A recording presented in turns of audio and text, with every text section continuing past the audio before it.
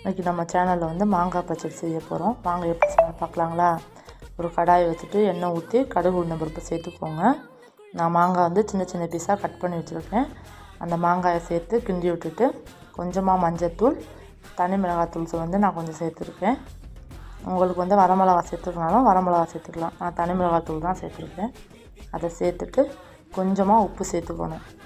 நம்ம எந்த ஒரு இனிப்பு செய்தா இருந்தாலும் கொஞ்சம் உப்பு சேர்த்துக்கிட்டோம்னா டேஸ்ட்டு நல்லாயிருக்கும். சேர்த்து கிண்டி விட்டுட்டு மாங்காய் வேகணும் இல்லையா, கொஞ்சமாக தண்ணி ஊற்றிக்கோங்க மாங்காய் வேகிற அளவுக்கு.